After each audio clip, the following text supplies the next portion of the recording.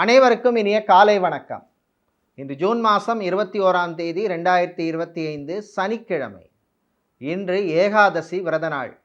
பெருமாள் மகாவிஷ்ணுவை வழிபட அற்புதமான பலன்கள் கிடைக்கும் நாள். இன்றைய தினராசி பலன். மேஷம், மனதிலே மகிழ்ச்சி ஏற்படும். ரிஷபம், கவலைகள் குறையும். மிதுனம், சகோதர வழியிலே நன்மை உண்டு. கடகம், பெண்களுக்கு நன்மையான நாள். சிம்மம், மாணவர்களுக்கு நன்மையான நாள்.